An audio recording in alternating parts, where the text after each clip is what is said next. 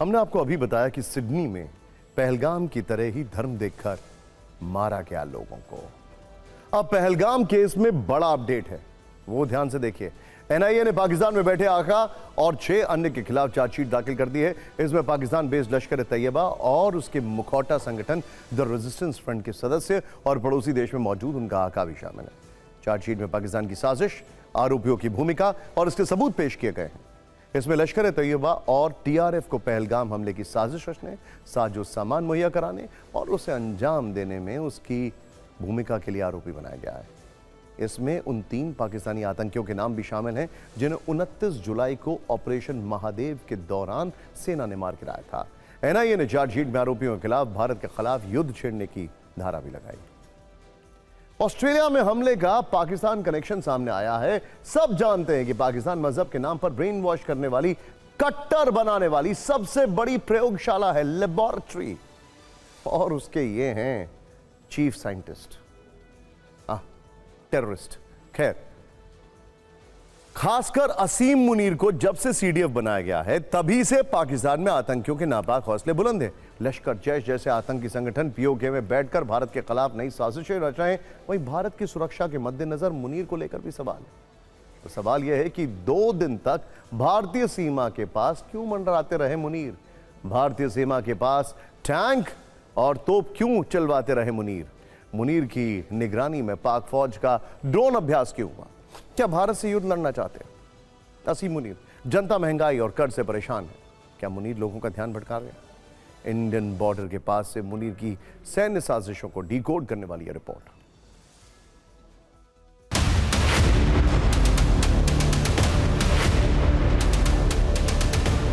पाकिस्तान के field marshal Asim Munir भारतीय सीमा के पास क्या कर रहे हैं?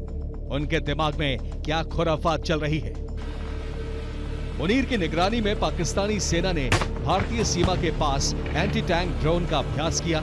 बड़े पैमाने पर यह ड्रोन अभ्यास वहां के खेतों में किया गया।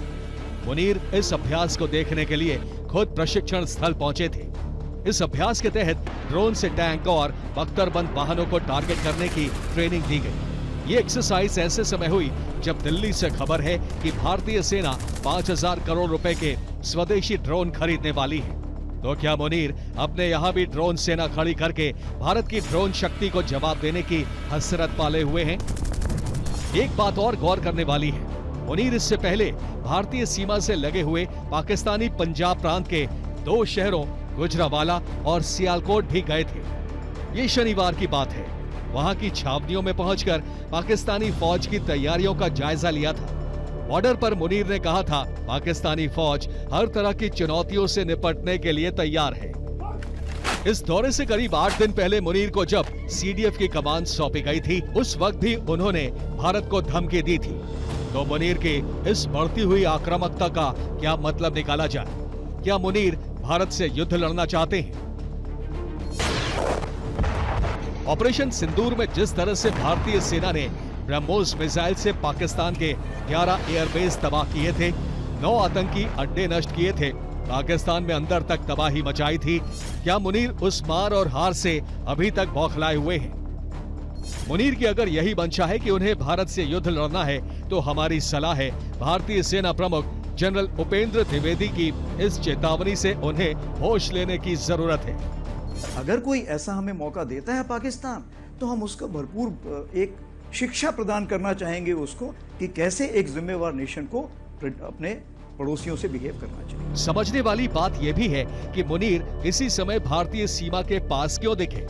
या ये जंग के नाम पर पाकिस्तानी आवाम का ध्यान भटकाने वाली कोई असीम चाल है? क्योंकि पाकिस्तान में मुनीर भले ही सीडीएफ बनाए गए हो, लेकिन उनकी पॉपुलैरिटी का ग्राफ तेजी से नीचे आया है। वहां के लोगों का भरोसा मुनीर के ऊपर से उठता जा रहा है।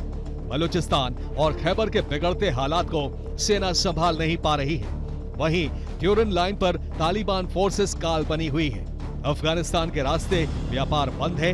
टमाटर तक खरीदने के लाले पड़े हैं। मुल्क में बढ़ती महंगाई और भुखमरी से जनता में भारी आक्रोश है। कर्ज के जाल से पाकिस्तान बाहर नहीं निकल पा रहा है। ऐसे में बहुत आसान सा फॉर्मूला है कि परेशान जनता को किसी युद्ध में उलझा दिया जाए, जिससे लोग सरकार या फिर सेना पर कोई सवाल ना उठाएं। मुनीर की बॉर्डर वाली चाल पर भारतीय सेना और खुफिया एजेंसियां दोनों की नजरें हैं। एक बात तय है, उनकी एक भी गुस्ताखी पाकिस्तान की बर्बादी लिखने के लिए काफी है। ब्यूरो रिपोर्ट, TV9, भारत वर्ष।